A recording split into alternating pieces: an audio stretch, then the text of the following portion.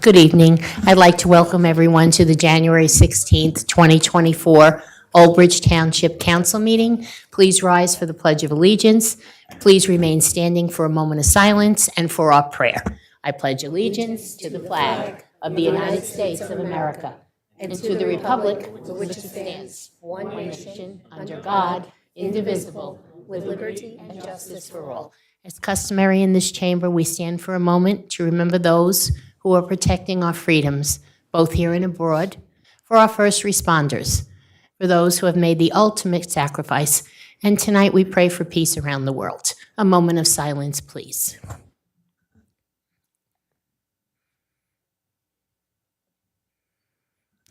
Our prayer, Mr. Pasquini. O Lord, bless thy servants in the ministry of public affairs who serve thee in this chamber. Give us quiet minds and hearts that we may hear your voice. Help us to know when to speak, when to be silent. Give us strength to oppose the wrong and uphold the right. Grant that we have a good conscience and that soul with peace with thee and with one another. Amen. Amen. Please be seated. Good evening and welcome. We're going to start with the roll call. Councilperson DeCaro? Here. Councilperson De Palma? Here. Mumbling. Let the record reflect that Councilperson Desai is absent. Councilperson Garcia? Here. Councilperson Murphy? Here. Councilperson Pasquini? Present. Councilperson Dr. Greenberg Belli? Here. And Council President Sohar. Here. This meeting is being held in conformance with the Open Public Meetings Act. Notice has been given to the official newspapers of the township on January 6, 2023, has been posted in public places. Next open public meeting of the Township Council will be held on Tuesday, February 6th, 2024 at 7:30 p.m. Okay, good evening, everyone. We're going to start off with a presentation. Tonight, I'm very proud to let Mayor Walker introduce our newest officer, and his name is Zeus.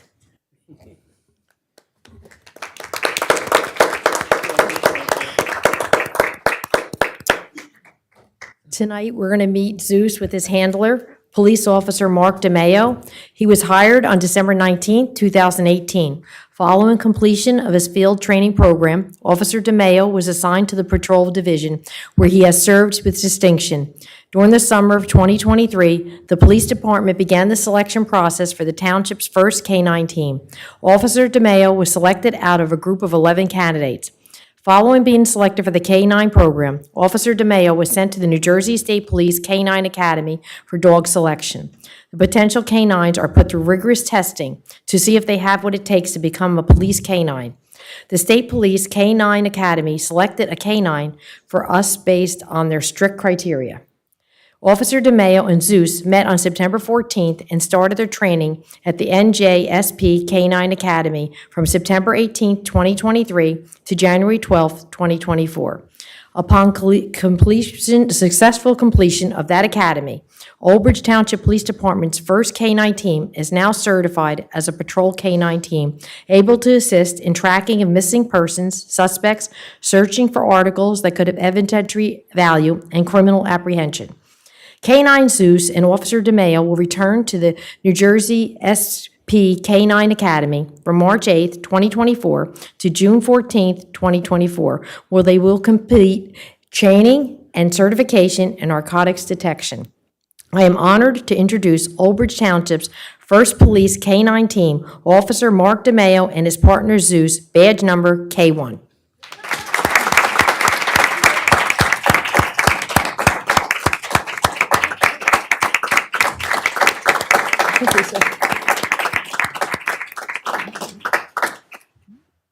Yeah, they have. I'm gonna put them up on the table. Too slippery. Okay. Okay. Bring the mic down so we can do a speech. Mark. As long as they could see him. You have anything to say? Officer Mayo, anything to add to? Did you want to say anything? No. Want to shake it? That'd be risky. No, I just look forward to the opportunity in serving the community with Zeus here on a day-to-day basis. Has he been a good boy? He has. That's good. That's great. Yes. Yes. So you have a very special relationship then with him. every day together. Yeah, wow. Yes, really, very, very nice. Thank you very much for coming, and thank you, Acting Chief, for sharing with us. Okay, let's say, welcome, Mr. Zeus. Welcome to Old Bridge.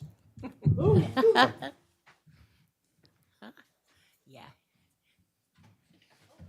Oh, look, oh, what a beautiful boy.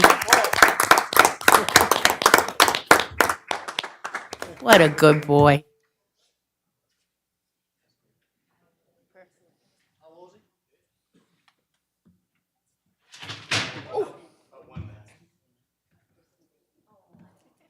All right. Well, thank you very much again for coming.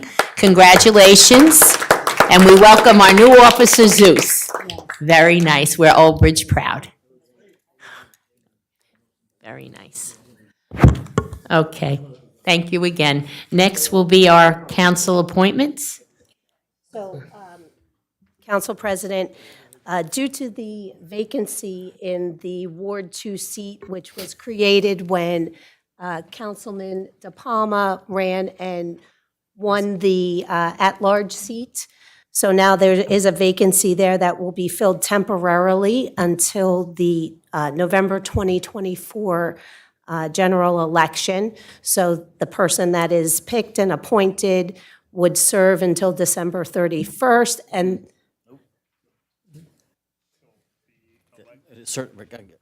I know this because I went through this. It's till the election is certified on this year. So it's Okay. end of November. end of November, okay.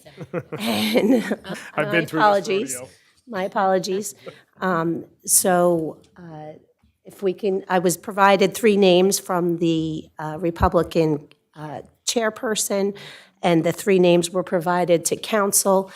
So the nominations were for Mr. Darren Asatuli, Mr. Vincent Foster, and Ms. Doreen Chevalier.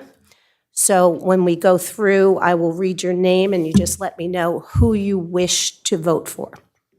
Okay? Yes, thank you very much. Good.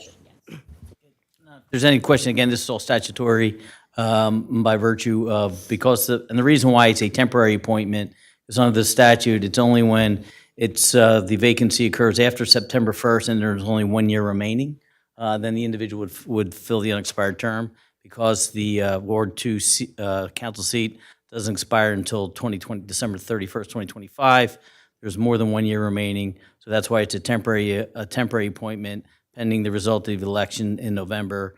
And as Mr. De Palma had said, once that election's certified, whoever runs for that seat gets sworn in, and they fill the unexpired term.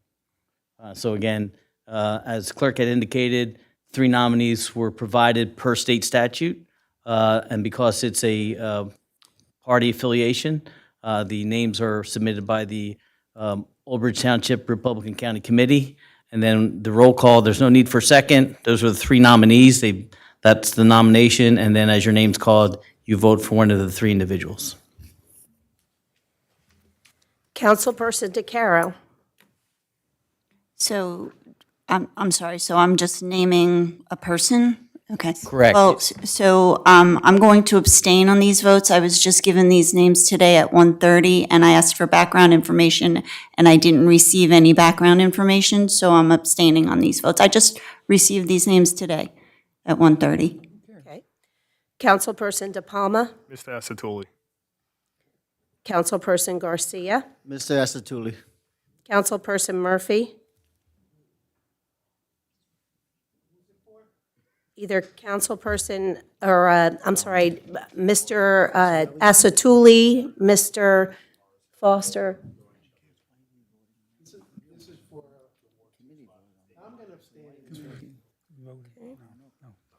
Councilperson Pasquitti. Mr. Asatuli. Councilperson Dr. Greenberg Belli. Mr. Darren Asatuli.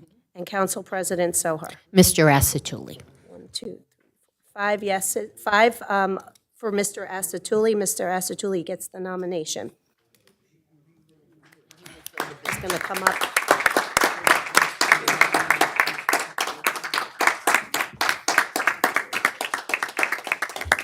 So again, as per state statute, now the selection has been made, Mr. Asatuli will they'll be sworn in office and be able to take a seat tonight.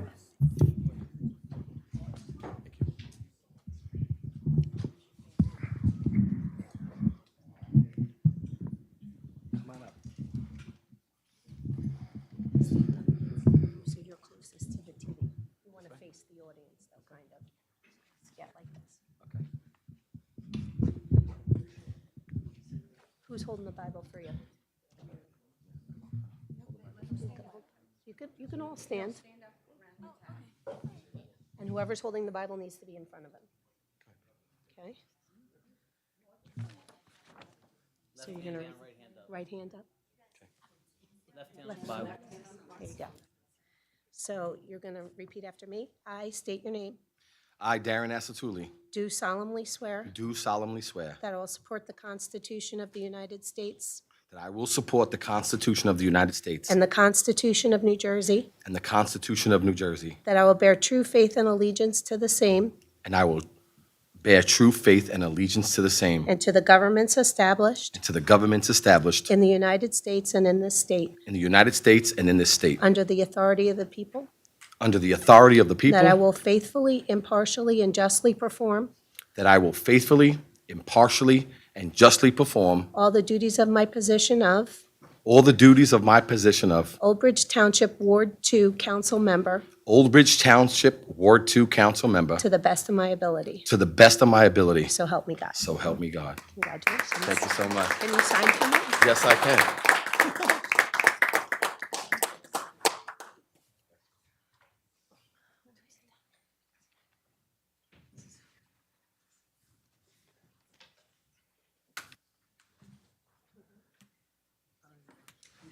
You're not going to do this.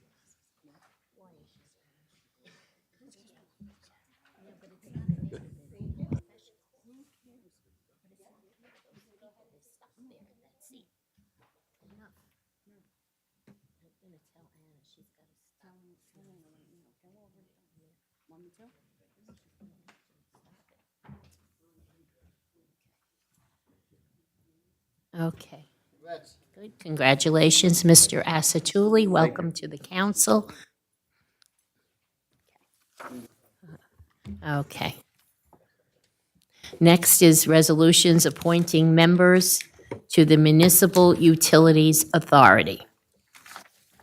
The first appointment is for a 5-year term. So there's a confirming resolution that was prepared. I prepared it. Well, I didn't know who the person would be. So at this point, we'd ask for the motion to adopt the resolution confirming the appointment of the new council member. Move it. Okay. Moved by Councilman DePalma. Second. I already seconded it. Councilperson. Oh, Skiddy. Roll call. Councilperson DeCaro. Abstain. Councilperson DePalma. Yes. Councilperson Garcia. Yes. Councilperson Murphy. Councilperson Pasquitti. Yes, welcome, Darren. Council Vice President Dr. Greenberg Belli. Yes. And Council President Sohar. Yes. Okay. So I need nominations for the full 5-year seat. I nominate James Blair, for the MUA. Second? Any other nominations? nominations? Yes, I nominate John Murphy. Okay. Anyone else? Okay, closing the nominations. Again, I will read your name, and if you could please just state who you wish to vote for. Councilperson Mr. Asatuli? Yeah, yeah. Well, I don't know. If you feel comfortable in doing it, that's fine. If not, you can just abstain since you are a new appointment. Abstain. Abstain. Okay, Councilperson DeCaro? John Murphy. Councilperson DePalma? Mr. Blair. Sorry. Councilperson Garcia? James Blair. Councilperson Murphy? Yes. Councilperson Pasquitti? James Blair. Council Vice President Dr. Greenberg Belli? James Blair. Council President Sohar. Mr. Blair. Mr. Blair it is. Then we have the MUA appointment, 5-year alternate, 1 seat. Nominations, please. Nominate Edward Casserly. Casser. Any other nominations? Yes, I nominate Kevin Ahern. Again, we'll go through the list, and if everybody could just let me know who they wish to vote for. Mr. Asatuli, I have to abstain. Councilperson DeCaro, Kevin Ahern. Councilperson De Palma, Mr. Casserly? Councilperson Garcia, Ed Casserly. Councilperson Murphy. He's already appointed. Can he vote for it?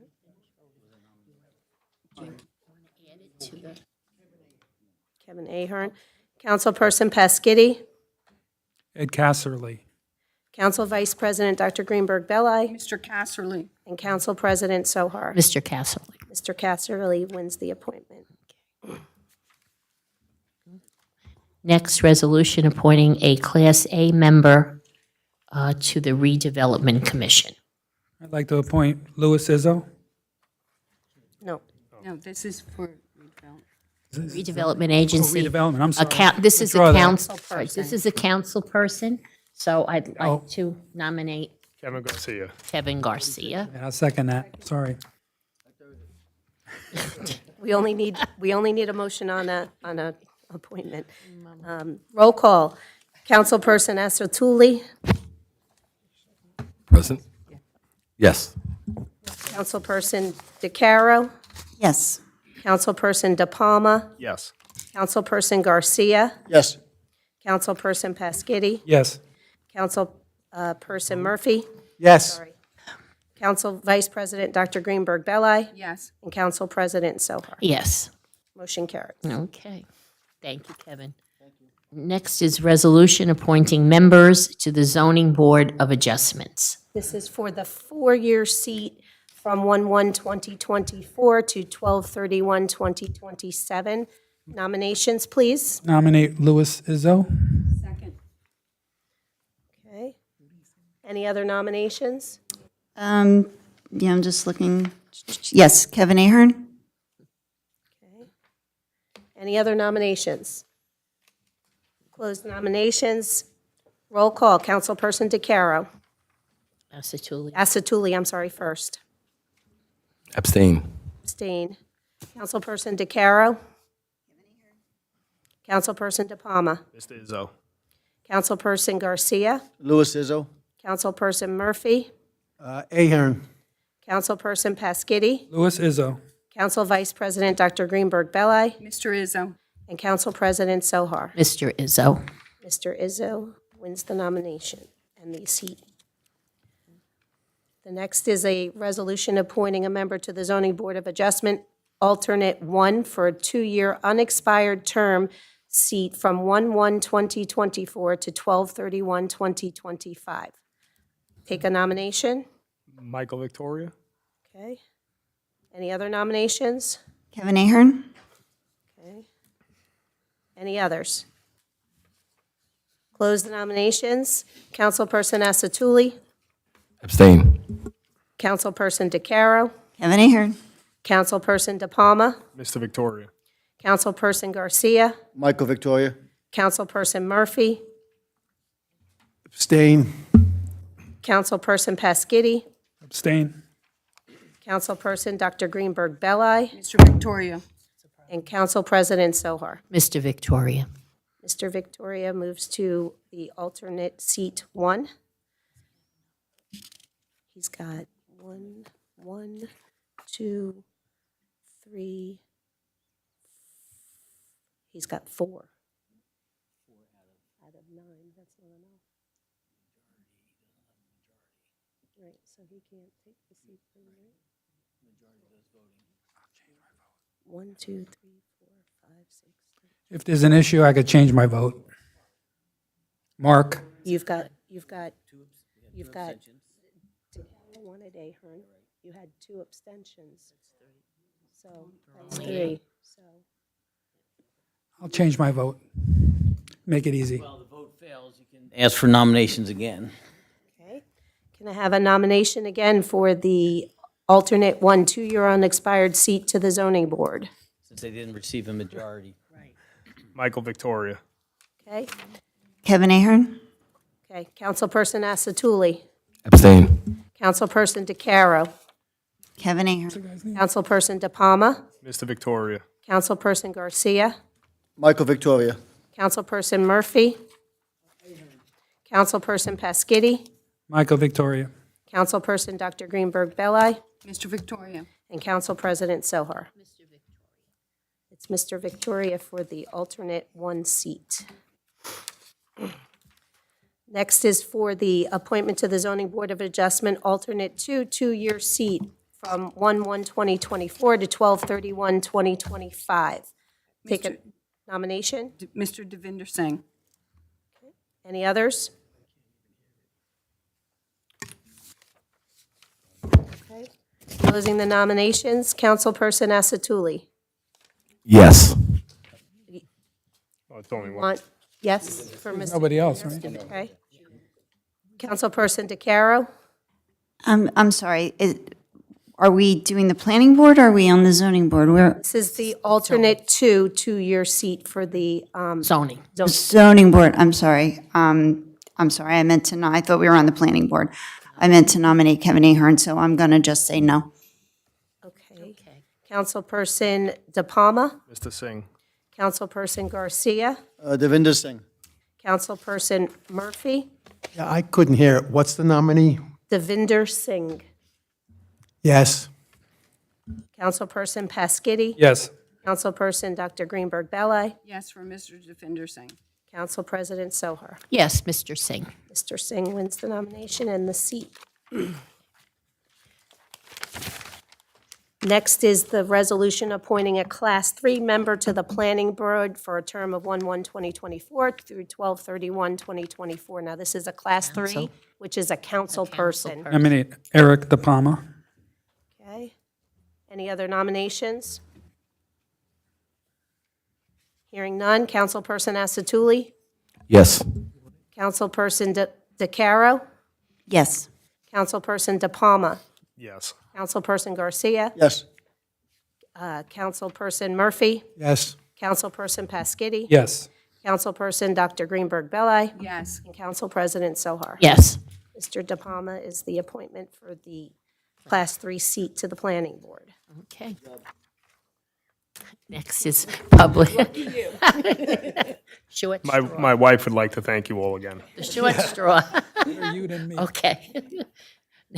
Public hearing. The first one is H1, Town Road Park Synthetic Turf Field, public hearing presentation. Good evening, Mrs. Shapiro.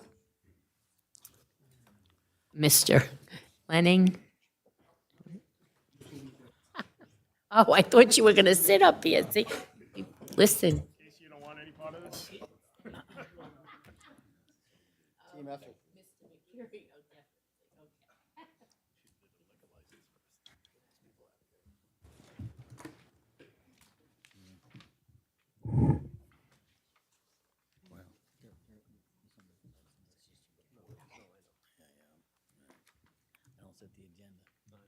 Okay, good evening, everyone.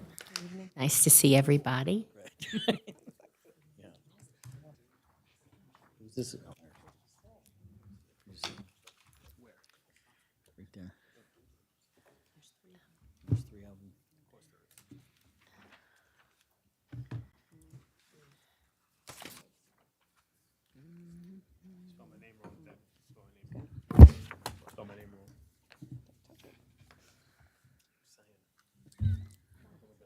It's on, it's on. No.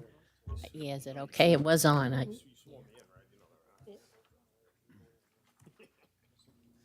Okay, thank you, Council. Thank you, Council President. Tonight, we're here because there's 2 Green Acre applications that we would like to submit for grant funding for 2 of our parks. As part of NJDEP Green Acres, they have a laundry list of requirements now for their application, one being that we have a public hearing. So tonight, we're going to talk about 2 parks. The first one is Town Road Park.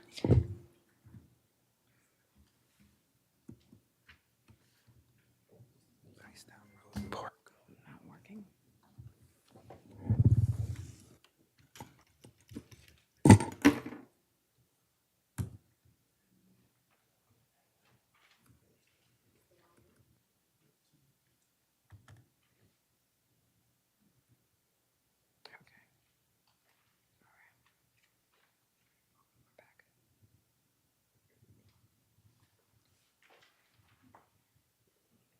Okay, so as part of the public hearing requirement, and there's a slide up on the screen. I'm going to hit every single bullet item on there because I want to make sure that we're in compliance when we submit our grant application. The first thing is that a public hearing be held after 6 p.m. during the evening hours, and that we publish in the newspaper 15 days prior to the meeting.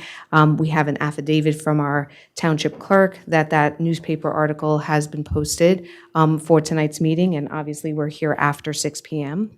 There's a grant application that we put together that's in Granicus and Peak that you all were able to view, and that's also posted on our Township Project website at www.oldbridge.com/project.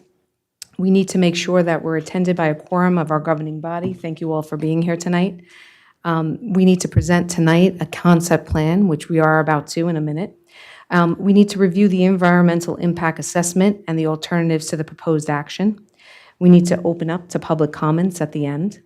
There is an NJDEP Green Acres enabling resolution that we have placed on the consent agenda tonight, should you look favorably on the application submission.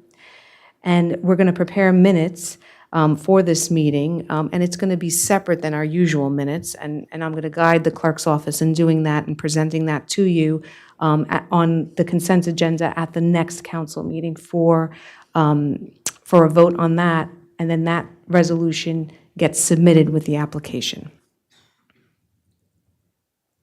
So up on the screen, you'll see that there's a project location map.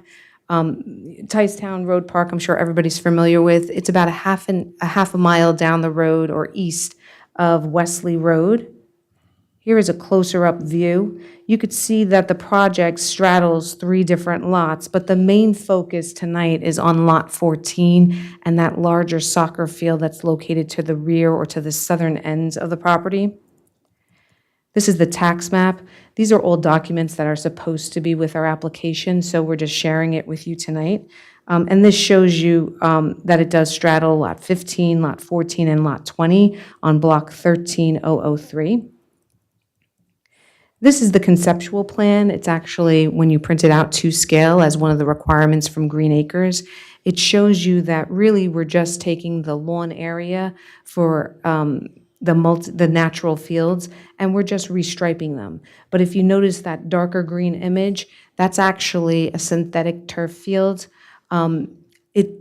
This property is actually well suited for it because it already has sports lighting on the property.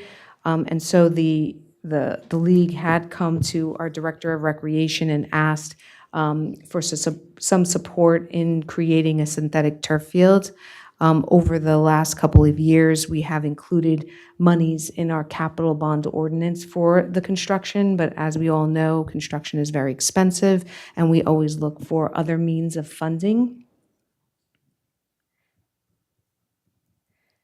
This is just a cross-sectional view of what the synthetic turf will look like. And if anybody has kids and they play on the turf, really what you're seeing is, the blades of grass, and you're seeing the rubber infill, and you're seeing the sand that gets put down there. I know I see it because they come home every day. They practice on the field with that. So this is just a cross-sectional view of the drainage system that's underneath it. This is what makes you able to play on the turf field, right after a rainstorm event. This is the cost estimate. Our grand total is $1.978 million. That includes the engineering, the permitting, the soft costs as well as the hard costs. With Green Acres, they only cover a percentage of your design costs and a percentage of your construction costs. So you'll see the number at the end of this doesn't quite match up with this, but because there's a calculation on the application itself. As far as environmental impacts, we are already on disturbed property. So as far as the environment is concerned, it's really, no disturbance, no additional disturbance to whatever is already there. There is a reduced maintenance cost associated with the fields because now you're not cutting the grass, during the summer months. And when you're maintaining a turf field, you do have to rake it. You do have to, over the years, do some infill of the sand and some infill of the rubber. And I'm sure, Mr. Mercurio is here and he can certainly answer any questions associated with maintenance. There is an increased level of safety for the players. I think that's, it goes either way, whether you're on natural turf or synthetic turf. There are some risks involved when you're playing a sport, but there is a bit more safety, because the rubber in the sand creates some sort of buoyancy when you're playing. There's an increased usage due to internal drainage system. So it's nice in that we have the lights here. So, you could go into, after dusk playing, and you could certainly be on the field in the wee hours in the morning because the lights are here. And what's nice is it's buffered with wooded areas surrounding the property. So, there's no neighbors, let's say, to disturb in this area. So this is the number I was talking about. The next step is approval of a resolution authorizing the mayor to sign and submit an NJDEP Green Acres application requesting grant funding. You'll see that that amount is $1,400,258.68, and that represents 75% of that 1.8 million that's listed there. And if you notice back on that cost estimate, it doesn't quite match up, and that's because of that percentage. It's about 13% of construction inspection and 20% of design costs that are able to be recouped on that. Now, I'm certainly, would like to open it up to council, but I want to make sure that we do open up to public as well.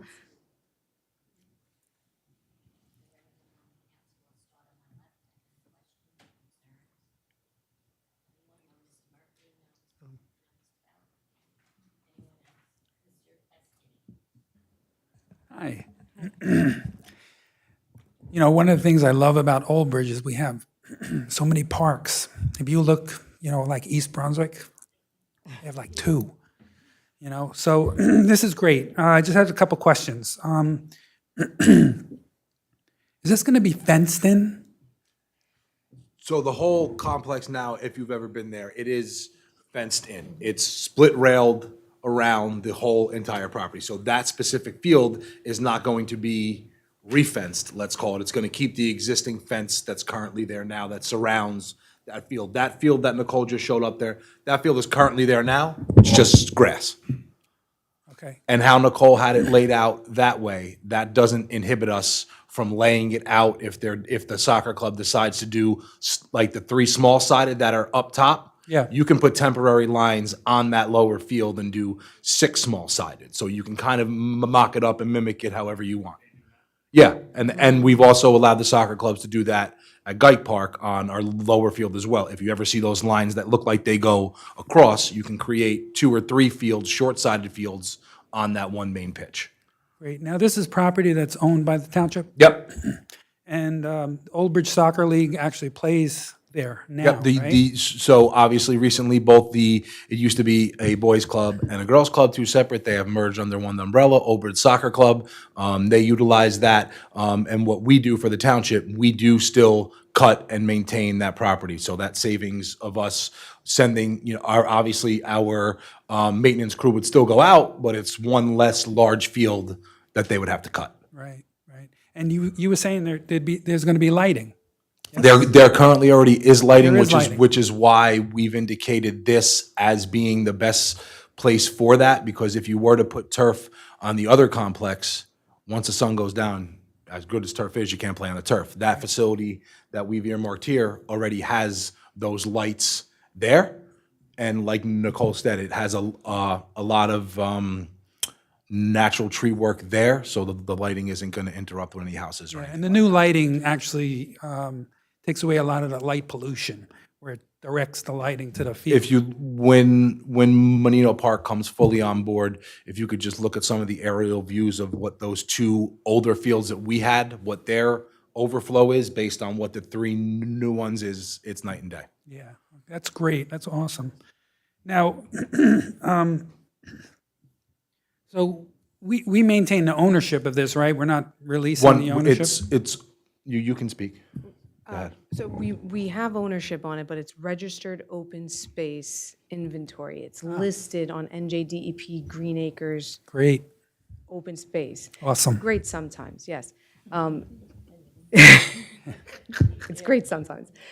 It's great in that when we are able to apply for a grants application because it's on the Rossi list. I'm going to leave it at that. And the parking area, does that have to be repaved? I mean, certainly, Matt looks at all the capital improvement projects. I mean, I'm only assisting Matt in this grants application because there was one caveat that says you have to have a concept plan, it needs to be to scale, and his office doesn't have that capability. That's why I'm here and engineering is here. But the next time, it's going to be him that presents to you. Okay, that's great. This looks awesome. Thank you very much. Appreciate it. Yes. Well, I know I spent a lot of time in that soccer field, especially this year. I know the league itself is excited for it. The fact that we have both the boys and the girls playing on here now. And this year was, you could attest how wet was it this year? especially That on the weekends. field took a beat. And I know there was a lot of maintenance that happened. I think this will help greatly in making sure that those kids are able to play. Because I know it rained in the morning and you weren't able to play in the afternoon. Here, where at least we're going to be able to get those games in. This year at the fall, we went into middle to late November on these, and there was a couple games where it was cold. You're talking 5 or 6 weeks you guys are rained out. Yes. Yes. So I think that this is a great start, especially now that we have both clubs merged into one. That this is truly like now a home field. I think it's great. And this did start when there was 2 separate soccer clubs. The one club that was using that had gone to the mayor at that time and said, what can we do for a turf field? So that's why we had already put additional capital dollars in it last year. And then when this, and what we were planning on doing was year by year, asking for a little bit more capital dollars, this opportunity arose, so we're taking a swing. I'm very familiar with those fields for many, many years. They're near my house, and I'm always happy to go over there and see all the activity. It's phenomenal.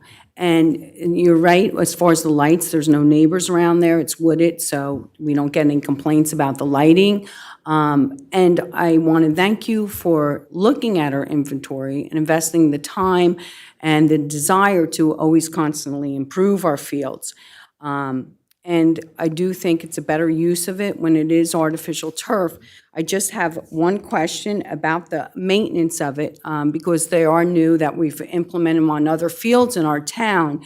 For example, near Guyk Park, the field we did between the high school and Guyk Park. Has the maintenance, with your staff, the training and everything, is how do you go about doing it? So anytime, or in my experience in the township I've worked, anytime you get a new athletic synthetic turf field, whoever installs that purchase also comes with a machine that you can drag behind, let's call it a golf cart type thing. That's the kind of, you're putting your tines through it, for lack of a better term, you are fluffing it to make sure that it could pass a GMAX test. Anytime anything like this is done, you get a GMAX testing. That GMAX testing needs to be within certain levels for it to continue to be safe. On new products like this, what we would also look to do is do a maintenance agreement, similar to what the Board of Education does over on Lombardi Field. They get it professionally groomed and professionally maintained.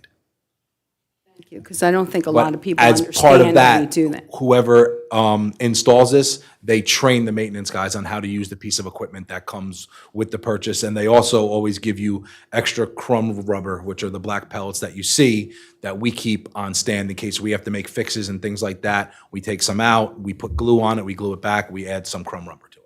That's great. And it's really, really nice when you go over there to see all the kids and how active it is and at so many different levels. And I think it's wonderful. Thank you so much. You're welcome. Okay, I'll just add, thank you again for a very good presentation. I think it's always important for us to, communicate and see what's going on, and I think this is a very worthy project. Thank you for all your time. And I would like to I'm thank gonna open it, Nicole and the engineering department for doing Yeah, a that's lot what of I the mean. detailed Once work. again, yeah, everybody came together and worked really well. Before I open it to the public, does the mayor or the business administrator want to add anything? I think it's a really good project, especially since the two soccer teams have merged together now, and it's really a lot of people attending these games. If you go, it's wonderful. So fingers crossed that we get the grant. Yeah, that's very, and again, grant money, that's Yeah. that's the hallmark That's the of big us, thing. is the grant Yes. money. Yep. Okay, I'm going to open it up to the public, if anyone in the public wishes to be heard. Okay, Mr. Weber, and then Mr., okay. Can he's okay? All right, there we go. All right. Ha, there you go, service. Thank you.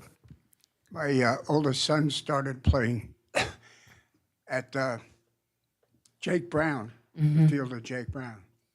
The watering system there, Matt, would be great with. Whenever it rained, we got about 6 inches of water that would never drain. So we took a 5-gallon pail, dug a hole so the water would flow into it, and then we pumped it out. Took about 3 or 4 hours, but at least the next day it was playable.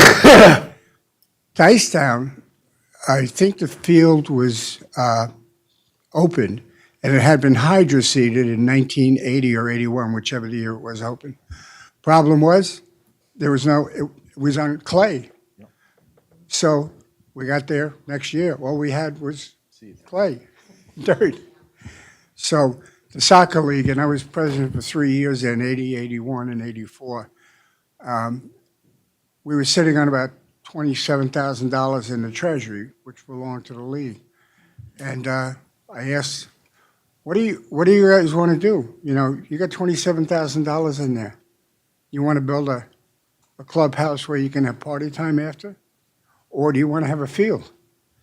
So we paid for and donated the field, the original thing, to the town. It's a long time coming, but congratulations. Thank you.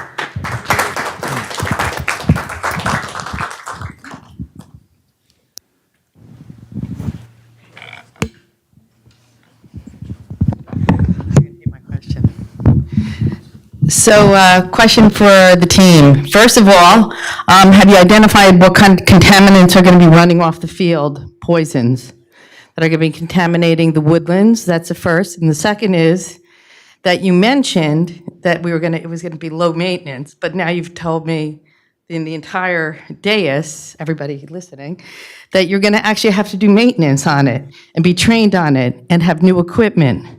So in other words, we're not saving any maintenance time, right? Because you're still having to run maintenance, right?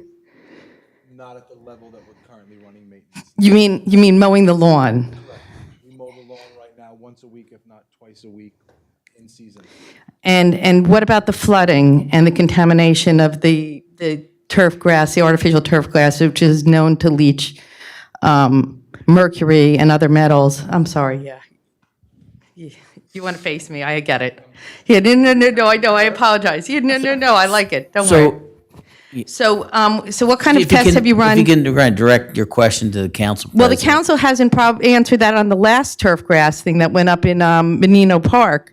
We talked about the fact that you're going to spend $4 million on turf grass. But this is a public hearing on Town Road Park. I understand, but I'm just saying to you, I'm pointing out, lawyer, Mark, that the reality is that was never answered before. So the question to this group who wants to market a new turf grass is, tell us about the contamination to our community, because children are not supposed to be on it over 80 degrees, and we know they're going to be playing soccer and it's over 80 degrees. As Frank just pointed out, it's a floodplain, right? So what are you doing to handle the floodplain and the contamination from those fields? So I could tell you it's not in the floodplain. There's environmental areas that are south of the property, but it is not in an environmentally constrained area.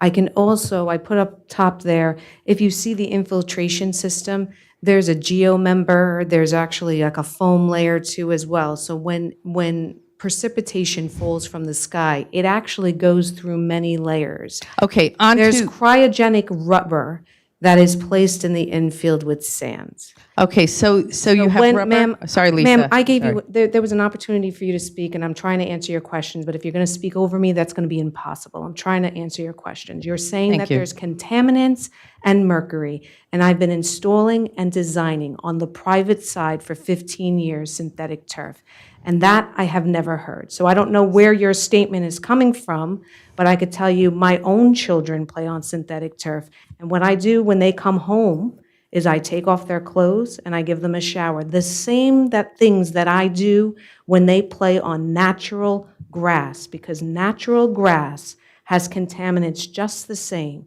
fertilizer and chemicals to keep that grass green. So there are dangers when you're talking about both scenario. But what I do is I take the precaution as a parent because my kids are coming home from a field, regardless of contaminants or not. So what I'm asking you is, there is no rubber or cryogenic rubber that gets through these layers. It's actually filtrated through these membranes, and that's why specifically I put this cross-section up there so that the public can see that. So to your point, you said that it has a collection system right there underneath it. There's a perimeter drain system, and there's laterals that run underneath it. They are not perforated, but they collect, and then they discharge at the low point, and the low point is south of the field. Okay, thank you. But you said you've never heard of any problems with synthetic turf? Nope. I said I never heard of mercury. Mercury In the and lead synthetic and other metals in it. So you just need to look up the Philadelphia baseball team that has a bunch of people who have problems, and then you can find simple things on synthetic turf. But by the way, it was first created by Monsanto Corporation, now part of Bayer. So I know a lot about the turf too.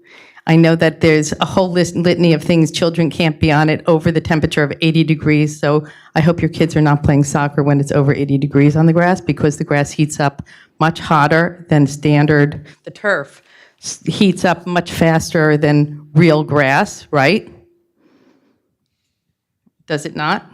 Is that question for council president and council, or is that question directed to me? Because I think our township attorney said that your question should be directed to council. Is that not But I correct? think council's not allowed to answer questions, right? So again, it's a public hearing.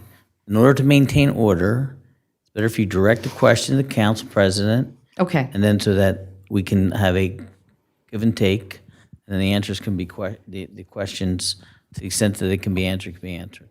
Okay, sorry, Council President. By the way, congratulations for your appointment to the position. Although I know you're going to miss your neighbor, but she's not too far away, so, right. Anyway, since the questions are to you, I'm assuming you're going to have to give them back to us in 2 weeks? No, again, it's a public hearing, so I'm just asking for order to direct it to the council president, and to the extent they can be answered, council president can direct if there's somebody here who can answer the Council question. President, the reason we go to the public during these hearings is because the Green Acres application wants to hear what the public's concerns are. So the public's concern will be documented in the meeting minutes for the application itself. And part of the whole process. Yes. Okay, so that's, So if the council looks up the conversation that was had over Menino Park, I brought up the litany of compounds that are eliminated in artificial turf. So if you want to look that one up, I do have it documented. I think you remember it, Council President. But what I do have a problem with is, I guess it's very true, Councilperson Piscatty, that we do have a lot of parks, but I don't consider artificial turf to be a park-like thing. I think that that's not really part of the healthy environment that we seek in this town. But more so, I'm concerned mostly about the children and their exposure, and then the downstream effects to the wildlife in our community.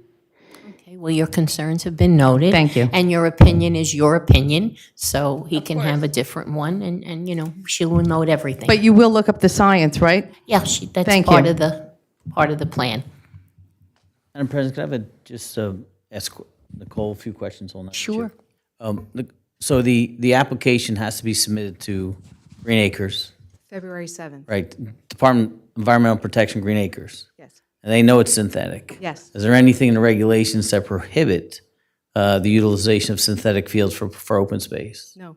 So the agency that's responsible for the environment in the state of New Jersey allows for these types of fields to be placed in open space inventory, which they, under their rules and regulations, ultimately have purview and jurisdiction over, correct? Yes. Just want to make sure.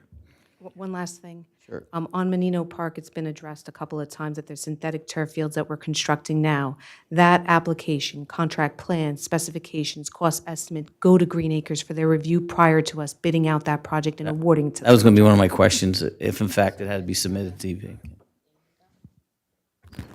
Thank Thank you. you for explaining that. Yeah, thanks for the clarity. Can we acknowledge anyone else, or we didn't close the public? Mr. Weber spoke. Okay. Go ahead. I was quoted as having said that was, it flooded the field. That was never the problem. The problem is because it was on Ticetown Field, it was clay.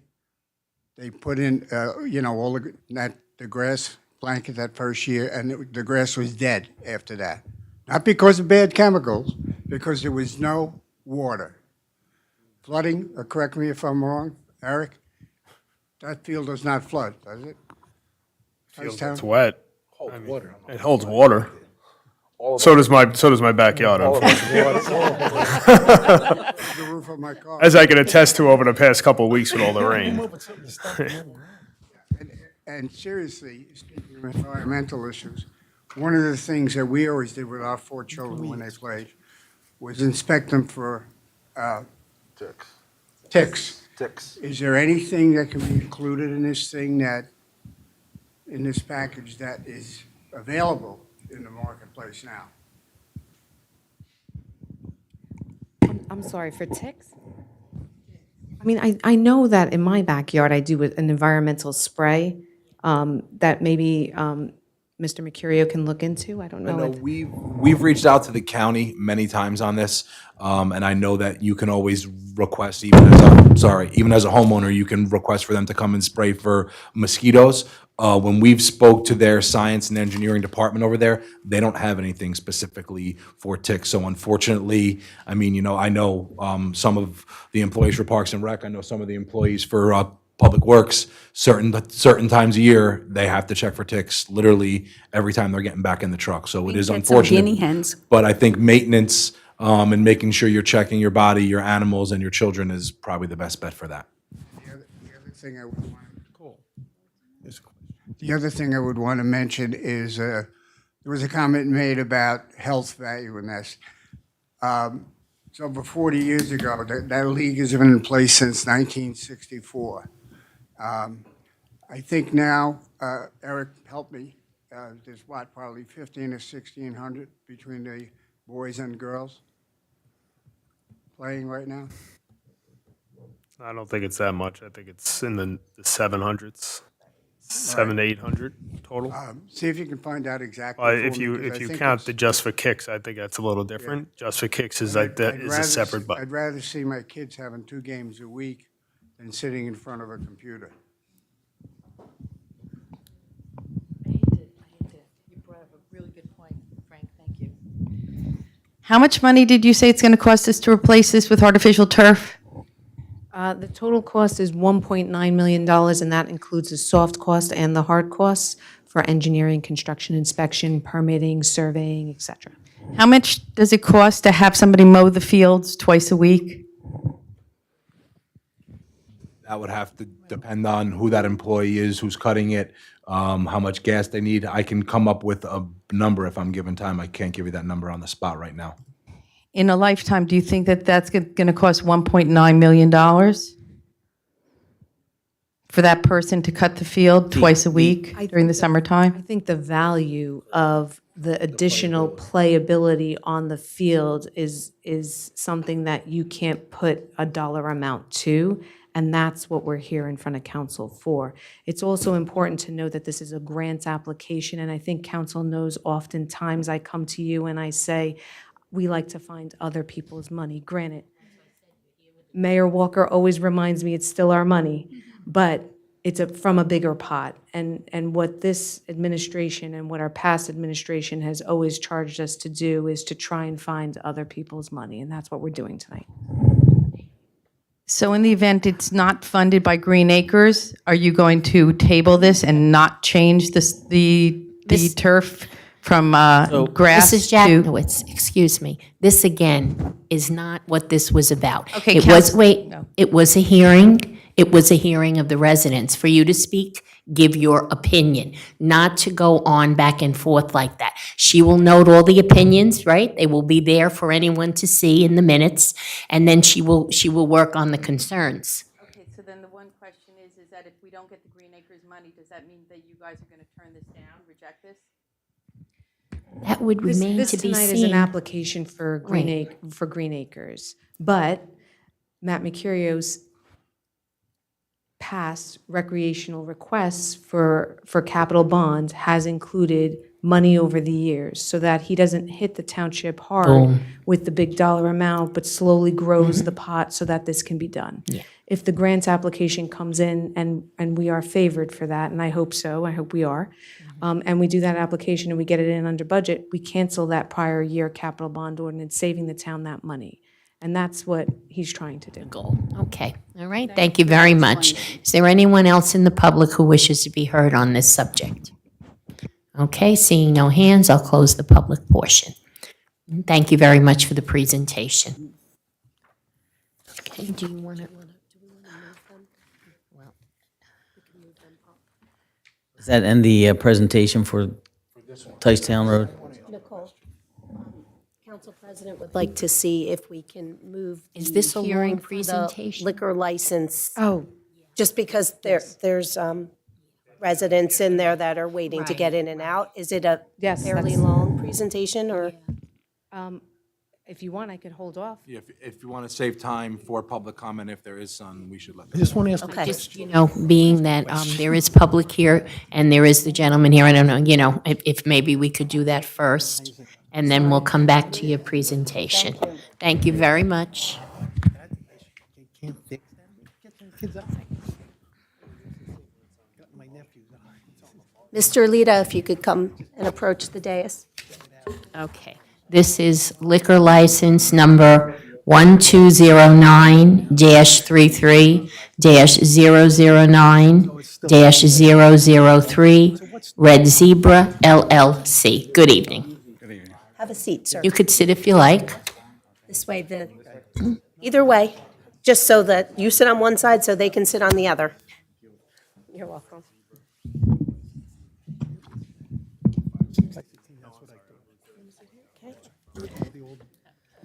So this liquor license is back before council because of some stipulations that were placed on their license at their last renewal. They were supposed to come back in December. We had a little miscommunication, and so we brought them back the next available meeting in January. Okay, good evening. Mr., you going to start off? I just, again, as the clerk said, it's one of the conditions they're supposed to come back before council, I think it was 4 times before the next renewal, to ensure that they're complying with the license requirements and there's no additional, I'll call them, my words, problems associated with the site, given the complaints that we had at the last renewal. So we have acting chief here and the officer, they give us an update since last time we were here relative to any complaints received or noted. Maybe we can start there. Yeah, good evening. Thank you for being here. So when we first put this into place, it went into effect July 1st. Prior to, there was a total of 30 times in which the police department was called to the establishment since November of 2022, when the establishment went under new management. Since the stipulations were added to the liquor license and went into effect July 1st, there have been 6 calls to service at the establishment and only 2 since September 1st. So it appears that everything is working accordingly. We haven't had anything at least on our records, since October 1st of 2023, which shows significant improvement. I even spoke with our 4 midnight sergeants, who were the ones that were facing these issues head-on. They advised that everything has been actually really good at the establishment. They haven't had any issues. I'm sure Mr. Alita can agree that there hasn't been anything that arose within the last few months since these stipulations have been put into place. Thank you very much. Does the council have any comments or questions? Just have a comment. Okay, Mrs. DeCaro? Yeah. No, I'm just happy. I'm happy to hear that the stipulations have been adhered to and that the amount of calls have gone down significantly. So I'm very happy to hear that. That's all. Okay, anyone else on my left? No? Anyone on my right? Very good, especially during the holidays, too. Public is coming. Yeah, I know she's right. Something. What is, 1 minute. Oh, I'm not. Okay. All right, so now I'm going to open it to the public. Is there anyone in the public who wishes to come up and be heard on this matter? Okay, seeing no hands, I will close the public portion. And now I'd like to get your. One question I had, have the hours of operate, I know the calls have been down, but is there correlation because the hours of operation have changed or have they been reduced? Turn your mic on, sir. Yeah, the number of hours that you're open, have they changed? I don't know, I just want to see if there's a correlation to that. They did change it a little bit because it's impossible to, customers and that kind of business, they are late. And once you don't have a late customer, so throughout the week, it's a little bit change. Okay, I just want to In see. the winter, it's a little bit slower, so it's like a little bit, you gotta work, but. Madam President. Nothing, they have to come back again, there's another 2 times, I think, right? 2 more times. 2 more times before the renewal in June. Okay, anything else? Thank you. All right, thank you. Good night. Thank you. Good job.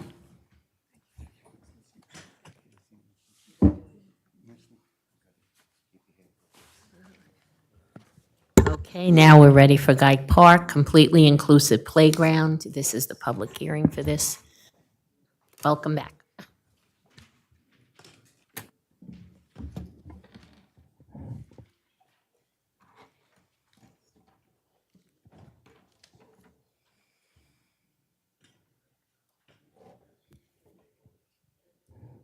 Thank you, Council President. This is similar to Ticetown and where we have to meet their criteria for submitting an application. And again, the first slide that I have up is just the public hearing requirements. Again, you are all here tonight. We're here after 6 p.m. We've invited the public to come here by a newspaper article. I've received my affidavit from the clerk's office. The quorum is here. A concept plan I'm going to have in the next couple of slides. There's an environmental impact assessment and alternative analysis that we had done on the project. There's a public comment period that we're going to open up to at the end of this. There's a Green Acres enabling resolution that's on the consent agenda tonight. And then there's going to be separate minutes prepared at the end of this meeting. So you could see Guy Park is located between High Point Way, and then also the high school actually abuts the property line of the high school. There's a playground located right across the circular driveway where Camp Robin is located. There's a pavilion next to it, and then there's like a parking lot right beyond it. I gave you a closer image of what that playground looks like. And, from afar, when I went to see it, I was like, oh, it's actually not bad. It's nice, and it looks like it's ADA compliant because there are ramps, but just the mulch alone doesn't make it ADA compliant. And so there was a grant application and an opportunity for a completely inclusive playground that the Green Acres program was offering. And one of the questions that struck me in the application was, is there a completely inclusive playground in your township? And if so, how many miles from this location? And when Matt answered that question, he said, no, 0. And so I thought, oh, that might bring us up a little bit on the application. Again, we have a tax map in here. We're identifying the block as Block 12, 261, Lot 13. And then this is actually the design of the completely inclusive playground directly superimposed. And there's some features that are in here that aren't on the first iteration. And I know that, you know, sometimes when somebody gets frequents a park, you know, they like some features and maybe, you know, I said, oh, well, can we have a rock wall? There's a rock wall there. But I mean, when I looked at the views of the 3D rendering of it, I mean, I think there's something there for everybody.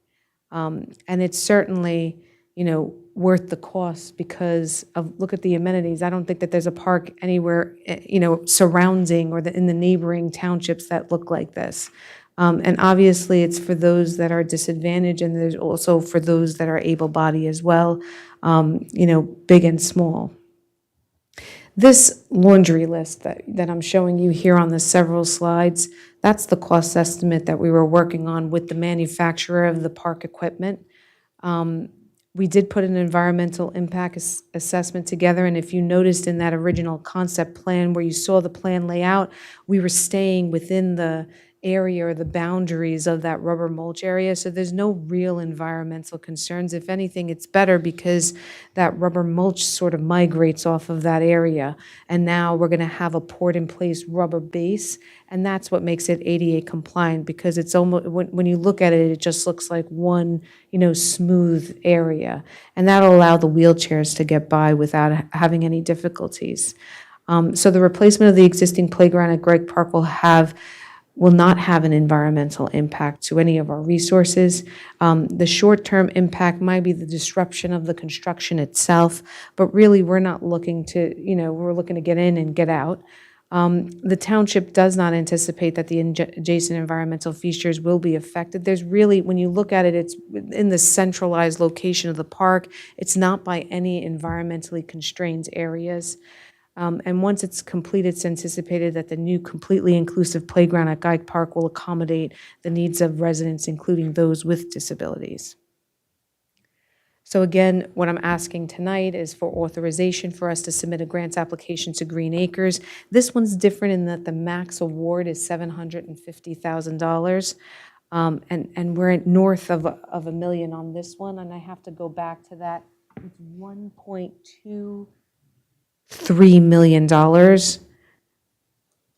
And so, but this has a max award, where the other application for Town Park has a 25% match, but Mr. Mercurio has done that already by putting some money in our capital funding. So we're ready, and now they know that. And so this one is, we're going to prepare draft public hearing minutes meetings with the help of the clerk's office, and then we're going to submit, hopefully on the 6th, we're going to have the resolutions approving the minutes, and then we're going to have it, the submission on the 7th. Very good. Thank you. Okay, council. All right, we'll start on the left. Okay, Mrs. DeCara. Yeah, hi. So, great job, thank you. I'm looking at this and I'm just wondering, you did mention wheelchair access and you mentioned ramps. Is there, what is the specific handicap accessible things that are in this picture? It's So not- if you I just see, can't if you see the rendering itself, you I'm can looking, see that yeah. you can come from grade, like by the swings on the right side of this photo. Right. Do you see? You see The the small one without the top. you see the small swings without the top? Oh, all the way over there, okay. Yes. So To your see- left, probably, if you look up there. There's a ramp there. So if you look at that screen, it's to the right side. Okay, okay, It's to the right side. okay. The ramp starts there, so they could access the features on, I don't know the correct terminology. The like that play area. They could access, they could be in their wheelchair and they could access that, like, you know, the different elevations, right, by going up these certain ramps. So there's not stairs there, it's just different variations of ramps that go up this grade. The swings, if you notice the one that's covered with the canopy, Sure. if you go a little bit closer on that one, there is 2 ADA accessible swings there.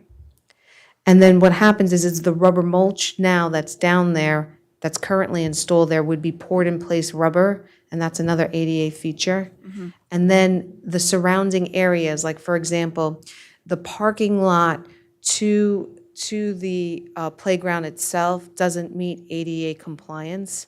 You need to have, you know, it needs to be striped correctly, the parking sizes needs to be right, the signage needs to be there needs to be detectable warning surface, and then you need to make sure that that grade is corrected. Also, when I noticed the circular driveway that is between the Camp Robin building and the entrance, it's almost like they do a break in the split rail fence. They put another split rail fence. It's a full height curb, and it's almost like you're squeezing by there, and there was a ponding in that area. So it's like you need to make that, 1, firm and stable, 2, there needs to be an accessible ramp, there needs to be like a detectable warning surface there, and then you need to put a hard surface to that playground from there in case a parent wants to drop their child there and have them access the park that way. Okay. So it's not just the park itself, but it's the features that lead to the park itself. Around the park, okay, going in, and that's not noted in this, right? Or am It's I- in the cost estimate. It's in the cost estimate, okay. I want to say the cost estimate is on the higher level because now a park designer is trying to estimate what a site civil construction would cost. You know, so it's probably a little off, it's probably like a little higher, but when we go in for a Green Acres grant application, I want it as high as it can be because I'm only gonna get $750, and on the other application, I'm only getting 75%. So the higher the number, the better it is for me. Sure, absolutely. Okay, so these swings are handicap accessible even for wheelchairs, or? Yes, it's wider, hard for me to it's really actually see. lower. Yeah, lower. There's like a special bar, if Okay. I could zoom into it, I'm afraid. I know, I'm trying to zoom in and on my- My sense would be is that they would get out of their chair and there's a way for them to sit. Yes. So that they're able to, Right. it's a larger swing. That's what makes it accessible. Not the chair itself, but someone Right. helping get out of the chair. Sure. Okay, There's also a harness that comes down and clips between your legs so that you stay in there. okay, Yep. all right, very good, thank you. All right, anyone else on my list? Mr. De Palma? I just want to thank you guys. It's great being able to now, for any resident in the town, regardless of able-bodied or not, wheelchair or not, to be able to utilize the park. It's great, especially being right in the proximity of Camp Robin. You know, I think this is, you know, I love it. Thank you. Anyone else on my right? I just think it's incredible to think about all children. It's so important.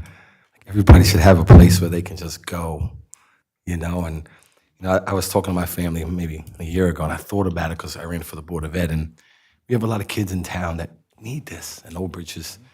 And I spoke to Anita, and I look at the agenda, and I say, "They're finally going to do it." It's really exciting. Sometimes I know there's money and we have to do certain things, but the joy on these kids' faces when they got someplace to go, it's just priceless. It's really priceless. So thank you so much. I got goosebumps, and I sincerely mean that. Thanks so much. I really appreciate it, and I'm sure all the families do. It's not just for the kids, it's for the families, something to, do and feel part of the community and be with other kids together. It's great, and I'm glad that you pay attention to this and are always looking for things and doing grants and making the town better. Thank you. Okay, thank you very much. I really think this is a fantastic project. I think a lot of work went into it, and a lot of thought, and I think it is important that we move forward with recreation for everyone, and that's the goal. So I really think this is a very worthy project. And I'm going to open it up to the public. Oh, I'm sorry, Mayor. Yes, I just want to say that I've gone to the league, as well as you have, for a few years to Atlantic City, and we've seen these playgrounds. And I always envisioned one in Old Bridge, and we talked about it many times. So when Nicole came to me with that, I was extremely excited, especially since the vicinity is right near Camp Robin. And I really hope that we get this grant, and I think the town really, really needs that. And if we don't get the grant, I think we should try to put money aside to do something like this. Absolutely. Absolutely.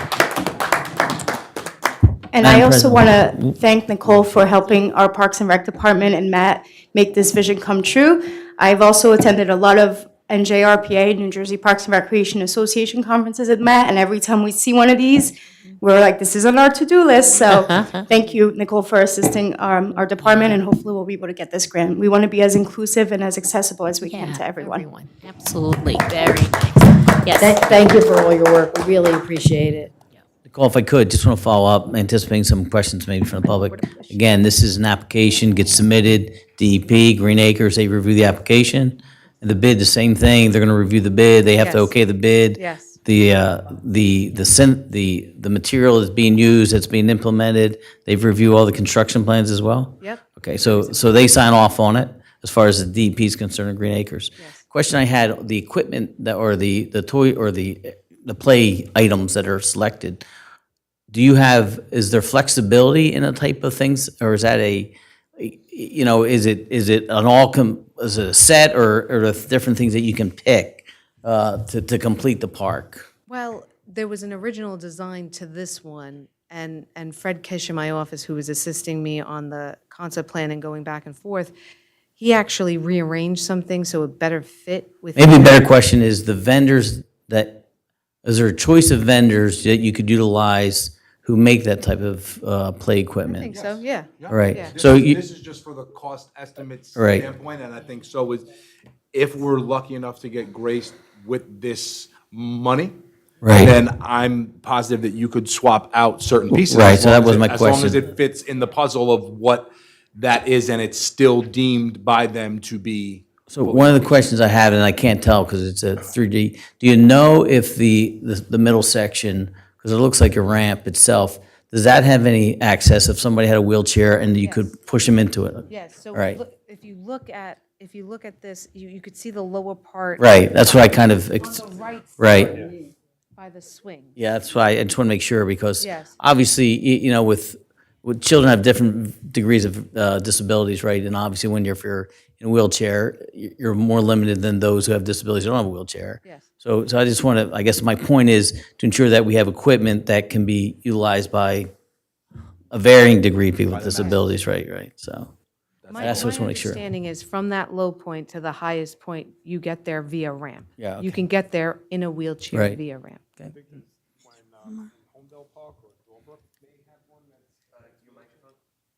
I said I think it's either Doorbrook or Homedale Park may Yes, have a. Doorbrook does, yes. Doorbrook does. Like It has that. where you could. Yes. It's a slightly sloping ramp that they can actually access and get to the majority of the. Yes. Of the set. Yes. Yeah, just one more question. We have a really strong special education community in our township, SEPTA, CPAG. Will you be reaching out to them for any kind of guidance or, hey, this is what we're doing, what do you guys think kind of thing? Because they're the parents, they're the ones that will be very involved, and they'll be the ones that are having their kids come. So I think it'd be great if we got them involved. I agree 100%. If we are blessed with this, then yeah, they are going to be our audience who's going to say, I've been to a park, this looks great in a 3D rendering. This does not look great in reality when I'm there with my son or my daughter or my brother or my mom or my dad. Perfect. Thank you. Thank you very much. Okay, well, we're going to open it up to the public now. Is there anyone in the public who wishes to be heard? Good evening. How are you?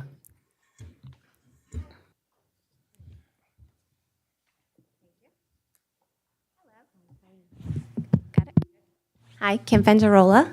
I am actually a mom of a multiply disabled son, so I am a family member. I'm also the vice president of the Special Education PTA. This is incredible, so I really just want to commend you all because we've been saying for so long, we really need a truly accessible playground. And I love the term accessible because I think it really brings in what the true meaning of it is. I'm happy to hear that ramps will be accessible and not just on the right side for the wheelchairs. Since there will be flexibility, I would suggest wheelchair swings. Not every child can be taken out of a wheelchair and put into a swing. Unless you're having a Hoyer lift there. It just truly embodies everybody as an individual and what their needs are for all abilities. My son is also legally blind, so I would hope that it's high contrast and like I said, like Geik Park is great. It's not accessible. There's a big hole in the middle of Geik Park. There's mulch. We just really want to make sure that we're including everybody with all abilities and there's no limits and you're not running after, your child trying to keep them safe. Sensory panels would be great. Roll-up sensory panels under the pavilion tables that are handicap accessible would be a great idea. I love the sunshade over the swing set. For a mom with a child who can't regulate their body temperature, that's amazing. But really, this is we're really looking forward to working with you if we get it. We're gonna just say we are gonna get it because Old Bridge really, really needed this. It's a good step in the right direction for our community. So thank you. Thank you. Is there anyone else in the public who wishes to be heard? Okay, seeing no hands. Oh, come right up. They're all gonna. Hi, everybody. I'm Diane Michael. I'm also a mom in town, and I'm also the president of SEPTA, our special education PTA. Matt, I'm so happy to be working with you again because I'll be calling you on this. But this is such a win for our whole community. And when I heard about it today, I was like, I'm going. Let me get my boots on and let me get to this meeting because it's just so exciting. Thank you for including our kids. And I agree with everything that Kim said. Tom's River, Field of Dreams, is a great park to go visit. I go there often, and they have a lot of accessible things there. But I just want to thank everybody from the bottom of my heart. Thank you. Is there anyone else? Okay, seeing no hands, I will now close the public portion. I would just like to again thank Yep. Nicole, Fred, their entire team, because without them, this would just be in all of our heads, and without their professionalism and their expertise, it would have never got here. And hopefully, we're thanking her and her team when we get this money. Absolutely. Council President, I just want to say that all the application materials are on our project website, www.oldbridge.com/projects. Once the minutes are approved by council, they will also be posted on that site, and then any updates to the project will get posted on that. And I invite anybody to take a look at the website and see what's going on in Old Bridge. There's some great park projects that I've included with Matt's permission on there, so it's not just engineering, it's also parks. Okay, great. That's wonderful. We need people to be able to look at it and give their opinion. They live it. It's good to get those opinions. Look, already she gave us 15 good opinions. Good hints. No, really. So that's something to be said for that. You live it. No. But thank you so much, ladies. Really, very nice to see you both. Absolutely. Anything else? Are we good, Mayor? You good? Okay. All right. Thank you.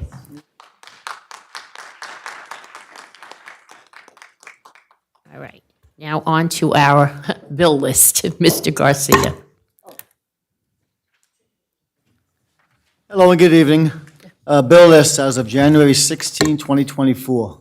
Accounts payable, January 16, 2024, $2,596,760.18. Payroll, January 5th, 2024, $1,173,641.80. Payroll overtime, January 5th, 2024, $18,828.88. And that is all I have. Thank you. Okay, thank you very much. Do you have a breakdown of the overtime, please? Thank you. As Councilperson Garcia mentioned, we had an $18,828.88 in overtime in our last pay period. There was no upticks in any of our departments. As far as overtime goes, that will probably change after this storm. Our police overtime, sworn police overtime was $9,901.83. Deduct grants, $283.96. Deduct ETO, $513.18, for a total of $9,104.69. For a total of 91.5 men and women hours. There were no officers on light duty or injured on duty. Thank you. Thank you very much. Okay, do I have a motion? Move it. Second. Okay, moved by Mr. De Palma, second by Mr. Pescetti, okay. Roll call on the approval of the bill list. Councilperson Astatuli? Yes. Councilperson DeCaro? Yes. Councilperson De Palma? Yes. Councilperson Garcia? Yes. Councilperson Murphy? Yes. Councilperson Pasquitti? Yes. Council Vice President Dr. Greenberg Belli? Yes. Council President Sohar? Yes. Motion carries. Consent agenda, I will ask for a motion second, and then I'll bring it back for people to separate. Move it. What? What did I miss? Okay. I thought I I'll move it. missed all- Who said motion? They're all, I don't know, everybody's chatting tonight. Kevin? Free for all. I moved it. Tony moved it, and who seconded it? Okay. John Murphy? Who was the Who second? was the second? I'll second. Doesn't matter. Okay, guys, let's just keep it down so we can go through this, okay? All right, so now we're going to have separations. Any items for separation, Councilperson Astatuli? No. Councilperson DeCary, any items for separation? No, thank you. Councilperson De Palma? No, thank you. Councilperson Garcia? None, thank you. Councilperson Murphy? 5, 11, and 12. 5, 11, and 12. Councilperson Pasquitti? No separations, thank you. Council Vice President Dr. Greenberg Belli? No separations, thank you. And Council President Sohar? No separations. Okay, so we will now vote on the balance of the consent agenda without C5, C11, and C12. Okay. Roll call on the remaining balance of the consent agenda. Councilperson Astatuli? Abstain. Councilperson DeCaro? I'm sorry, yes. Councilperson De Palma? Yes. Councilperson Garcia? Yes. Councilperson Murphy? Yes. Councilperson Pasquitti? Yes. Council Vice President Dr. Greenberg Belli? Yes. Council President Sohar? Yes. Motion carries. Okay, next will be C5, Mr. Murphy. Yes, number 5, because of my sickness, I missed a lot of meetings last year, so this may have already been approved. The resolution for the renewal of a license at Old Bridge Wasteway Park, the last I heard, we hadn't decided what we're going to do. What are we doing with Wasteway Park? Are they going to be a junkyard? What is it? So they're a raceway. So this is their annual renewal for operating a raceway. They're And not going to be a junkyard like they originally talked about. They're not a they're junk. not, right, they're, They're going to do that. No, they're not. no, they're, I was talking to Nap. it's a raceway, and this is their Okay, annual. I'm okay with that one. Okay, so you're going to make a motion for that, John? I'll make a I'll second motion. Okay, that we pass motion by 5. Mr. Murphy, second by Mr. Pasquitti. Roll call. Councilperson Astatuli? Yes. Councilperson DeCaro? Yes. Councilperson De Palma? Yes. Councilperson Garcia? Yes. Councilperson Murphy? Yes. Councilperson Pasquitti? Yes. Council Vice President Dr. Greenberg Belli? Yes. Council President Sohar? Yes. Motion carries. Next is C11, Mr. Murphy. Yes, thank you. It says the resolution authorizing the approval shared service between the Township of Old Bridge provider and multiple Old Bridge fire districts. Is that all 4 of them? No, there's 4. 1, 2, 3, 4. Can I speak on that, Council President or Mark? Is that okay? Okay. So back in October, Fire District 2 had came out, which is Cheesequake Fire Company, had came out wanting to use our fuel services. They were actually the only fire district currently that were not using our fuel pumps. So we work closely with the fire district to get them set up with our fuel pumps. When we were preparing the shared service agreement, it came to light that we actually don't have anything memorialized for the rest of our fire districts that currently use it. So this is just a formality. Some housekeeping to put this to paper. No terms are changing. The fire district's all getting the same deal, same thing that they've been doing for years, but now we're just putting it on paper just so it's there. So, and we did the same thing for C12. Now, It's just, that's, again, the red and white, the green and white, and that's it? Green and white's no longer. green and white's no longer. So for the C12, you're talking about red and white, OB Thames, and Lawrence Harbor First Aid. Okay, so Old Bridge Thames is in there too? Yep. Okay. Yep, so again, this is just to memorialize what they've already been Okay. doing, just on paper, just to, keep it all Make a organized. motion, we pass both of them. Okay, so second by Dr. Greenberg Belli. This is now for C11, C12. Roll call for both items, C11 and C12. Councilperson Al Satuli? Abstain. Councilperson DeCaro? Yes. Councilperson De Palma? Yes. Councilperson Garcia? Yes. Councilperson Murphy? Councilperson Pasquitti? Yes. Council Vice President Dr. Greenberg Belli? Yes. Council President Sohar? Yes. Motion carries. Report of the Township Clerk. I have no report. Okay, report of the Township Attorney. Nothing new to report, Madam President. Administrative report. Thank you, Council President. First, I'd like to welcome Councilperson Asatuli to our board, to our council. Welcome. Number one, first quarter tax payments. The Township Division of Tax Collection will be open Monday through Friday between the hours of 8 a.m. and 5 p.m. during the first quarter tax collection period. The tax office will be open between 9 a.m. and 1 p.m. on Saturday, February 3rd, 2024, and between the hours of 8 a.m. and 7 p.m. on Tuesday, February 13, 2024. Please note that the township offices will be closed on Monday, February 12th in observance of Lincoln's birthday. Payments can be made in person at the tax office, at the drop box located near the front doors of the Thomas J. English Administration Building, by mail, online through our website, and through signing up for automatic withdrawal. For homeowners who are in our automatic withdrawal program, your taxes will be withdrawn on or about February 6, 2024. For additional information, residents should contact the Division of Tax Collection at 732-721-5600, extension 2999. Number two, 2023 Annual Curb Replacement Program. On January 4th, 2024, at 1 p.m., bids were received, opened, and read in public for the 2023 Annual Curb Replacement Program Contract Number 2023-42. Bids from 13 contractors were received, with Crossroads Paving being the lowest qualified bidder.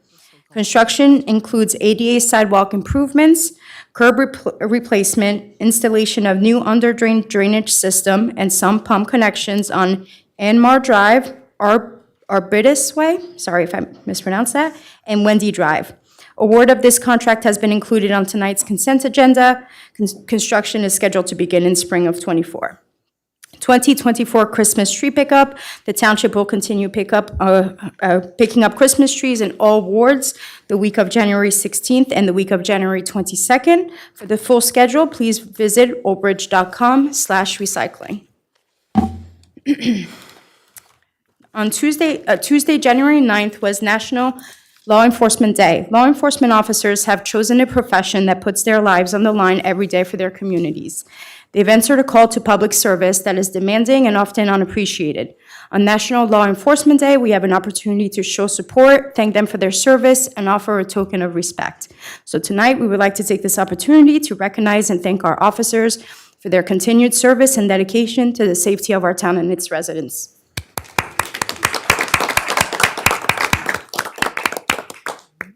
And finally, as you all know, yesterday was Martin Luther King Day. We also would like to take a moment to recognize and honor the legacy of Dr. Martin Luther King, a national leader in the fight for freedom, equality, and civil rights.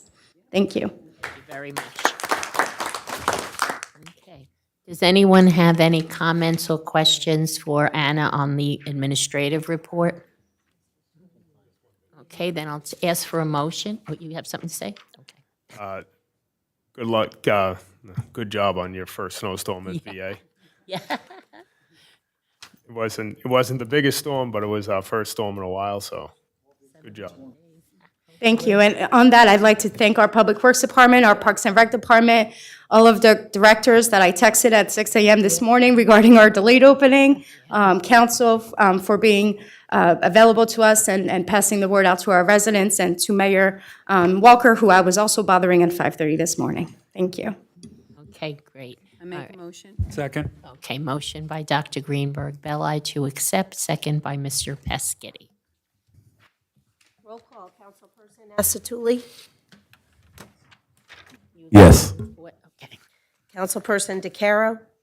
Yes. Councilperson De Palma. Yes. Councilperson Garcia. Yes. Councilperson Murphy. Councilperson Pescetti. Yes. Councilperson Dr. Greenberg Belli. Yes. And Council President Sohar. Yes, and thank you again, Anna.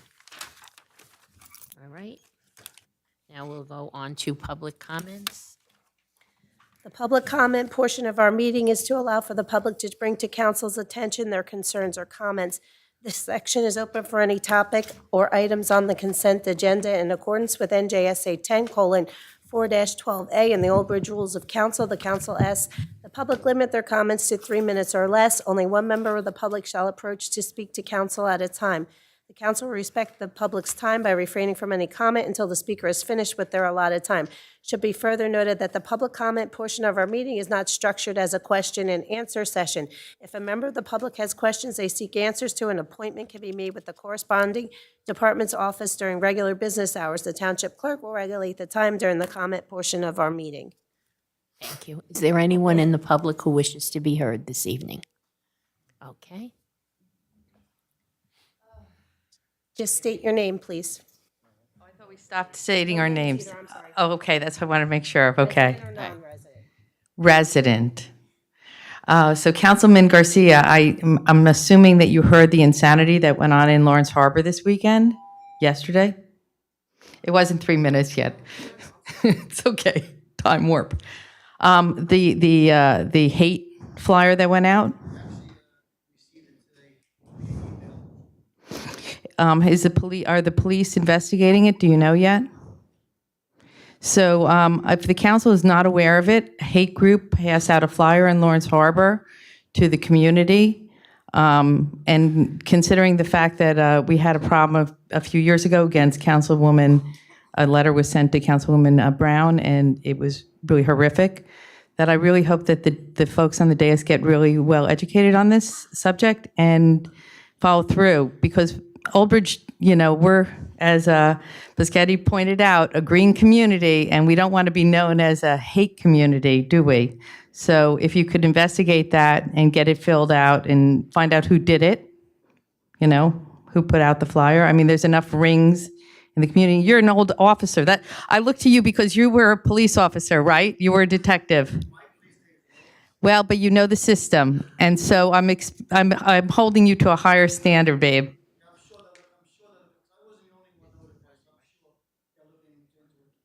You have to talk on your mic, he was just saying, but I heard you. Yeah, I'm sure they're looking into it. I was notified as well as the rest of the council, so I'm sure everybody's aware of it. Yeah, I'm just hoping that you guys are going to really, thank you. Anyone else in the public wish to be heard? No? Okay, seeing no hands, I'll close public portion. We'll go to council comments. Councilperson Asatuli. I just want to say I'm honored to serve in Old Bridge.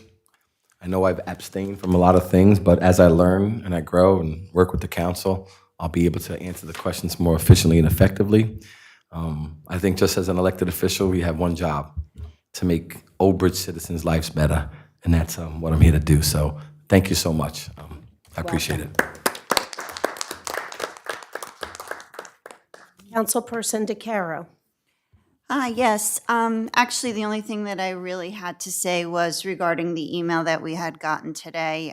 It was very disturbing to me. I have a picture of it, and if for those of you that in the public that don't know what's being talked about, there was a hate flyer that was distributed in Lawrence Harbor, and by the Aryan Freedom Network, which is a white supremacy group. And it says whitepower.org, and the title says, "It's okay to be white." And also in small print, it says, this does not intended with a malicious intent. I'm not quite sure how that can be perceived as not having malicious intent. But the bottom line is, this is extremely disturbing coming to Old Bridge. And we should be a township of inclusivity, as we talked today about the inclusive playground for our special needs people. And so just a little background on the Aryan Freedom Network. It's an organized group that is spreading hatred and bigotry through this country. They target Black, Jewish people, and the LGBTQ plus groups. So I really would like people to be on the lookout for this. And if you see something, please say something, because we need to have zero tolerance on this. And we can't let that bigotry and hatred come to Old Bridge. So I really would like, I'm almost afraid to bring it up because I don't want to give people any ideas, but this is coming to our town, and it needs to go away. So that's all I have to say about that, and that's really all I have to say. Thank you. Councilperson De Palma. Thank you. I'm not going to give any more time to a hate group. I just ask that the police department look into it. I won't give any more airplay to anyone spreading hate. Just a couple things today.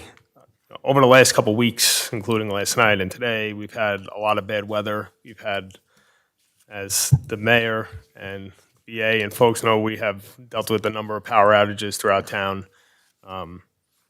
Just so the residents know, we have gotten the attention of JCP&L. I spent a good 4 or 5 hours last week talking to them, going through what we have to do, especially on certain parts of town. Ward 2 has been hit a lot more than the rest of the township recently. I think just because of the maturity of the trees and when the developments were built, because all the power lines are behind it.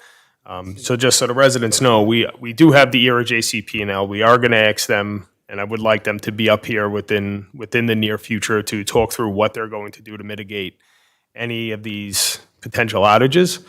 We're never going to be able to stop all outages, but to be able to have them come up here, explain what they're going to do for this town, and ensure that they are following through with that, and know that we are going to hold them accountable. I'm getting to the point that they're going to start to lose my number, because I do bother them a lot when it comes to these things, but I think it's important that, especially this time of year with the cold and everything like that, that they are on top of it. And I understand that some power outages take priority over others, but we have had residents in this town, specifically in one development, that has been hit 4 times in the last 3 months, and we have to rectify that so it doesn't start to spread to other parts of it. So we are going to hold them accountable. We are going to get them here to have this conversation with us so that we can get a plan in place for this year to make sure that it gets done. Yeah. Casey and everybody, great job. 6:15 this morning, they were out plowing, so I was out trying to dig my wife out to get in. So excellent job to Public Works and everybody out there this morning, to our officers and everybody else who's out there making sure that the town was safe. Thank you very much. With this weather, I'm going to keep this short because they say it's going to be a flash freeze tonight. Drive safely. It's going to be icy. Drive slow. Make sure the ice is off your car. It is against the law to drive with snow on top of your car that's going to fly off. So please make sure that all that's done. It's not only for your safety, it's for the safety of everybody else on the road. That's all I have. Everyone here, get home safely. Everyone, if you're out on the road, please get home safe tonight. Councilperson Garcia.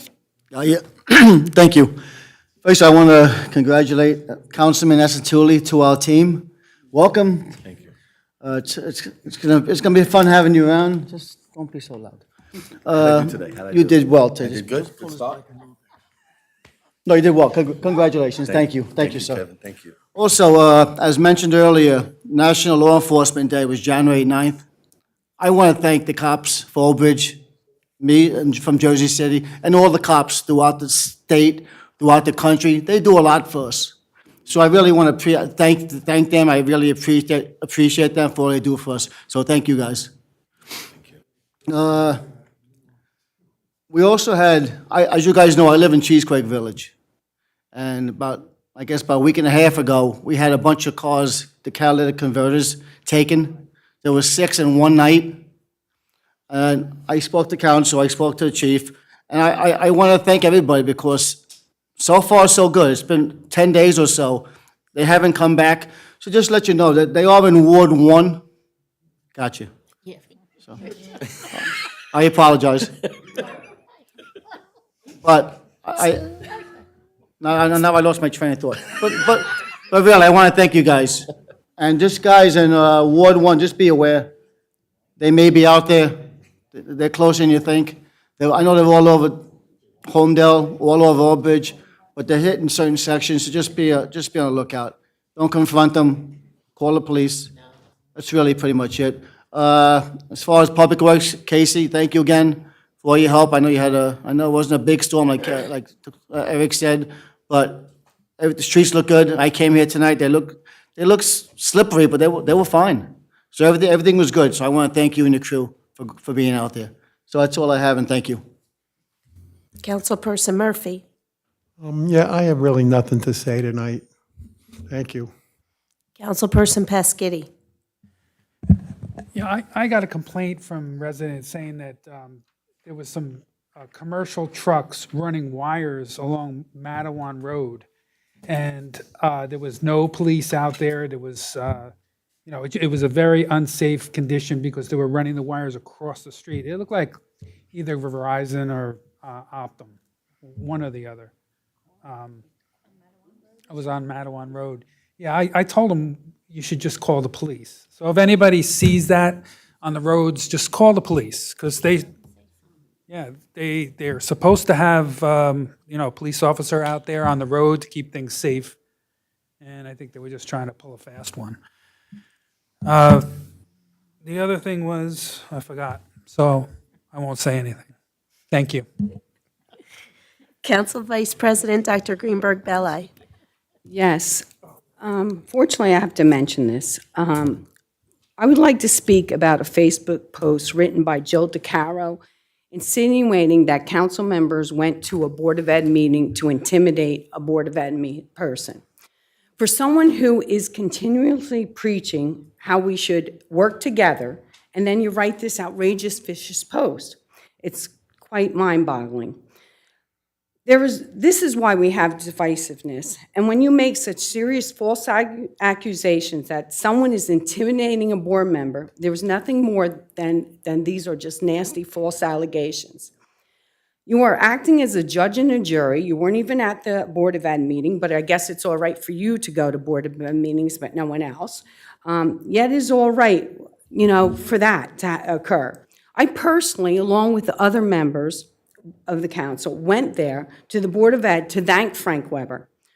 It was his last night as a board member, and we went there to thank him for his dedicated service to the community, not only as a member of the Board of Ed. He has a long history of volunteering in this town and giving of his time and also of his wisdom to this town. He's also served on the planning board, the library board, the soccer league, which you heard tonight, the recreation board, the MUA. And I wanted to simply thank a man for his many years of service to the committee, and you turned it into something despicable. So, Mrs. DeCaro, if you want to continue with your nasty, false rhetoric, go right ahead. But it is of no value, especially when your comments are bereft of decency and are very dangerous. In the future, when you want to lament about lack of unity, remember this post. It is you who is divisive. And I'm very sorry that I had to say that, but it comes to a point, there's no reason. I've never Facebooked ever in my life and wrote anything on Facebook about anyone, and I'm not going to tolerate it to make accusations that I went there to intimidate a board member when I went there to support a man who has many years of dedicated service in this town. So that is just wrong that you did that. With that said, I wish everyone love, peace, good health this year, and prosperity. And I hope we do work in a positive direction to make Old Bridge better nonstop. Thank you. Council, am I going to be allowed to respond to that? No, of course not, of course. No, no one ever does respond. That's not. I was accused of something. My name was mentioned. Oh, yes, yes, I have it too. Enough. Right here. I have it Enough. too. Thank you. Enough. I gave it to you. I know you did. Stop. Okay. Enough. Council President Sohar? Yes, I just also want to thank everyone tonight for the great presentations, all the time it took, and the effort that you worked together to really get this going for us with the grant money. And I think that's absolutely amazing how everyone pulls together. And that's what she was talking about, pull together. And if we're going to try to do that, then we have to make sure we don't create a situation that wasn't necessary. I went that evening as well. I don't go to board meetings often, as you know. I went for one specific reason, Frank Weber. I can't say enough about Frank. I've known Frank, I don't even want to say it, since I'm 18 years old. Oh, God. But anyway, at the end of the day, that was the reason to be there. There were some new members that were elected. We wanted to wish them well.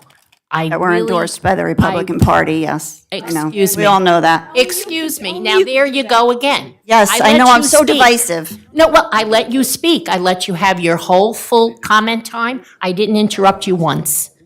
Now, for me to go and congratulate someone, I shouldn't be treated as if I did something horrific. Why can't I go there? Why can't I thank that gentleman for all that he did for me? Are you speaking to me? Can I respond? No, I'm just saying in general, why wouldn't I go? This is why, though, at the end of the day, we get into these conflicts.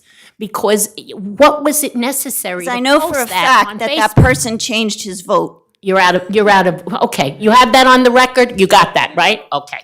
All right, my comments are done as well. Everyone have a great evening. You did put that on the record, correct? Thank you. Okay, so I'm going to ask now for a motion to adjourn. Wait. Executive session. Oh, yeah, but we're going to go, we got to close, right?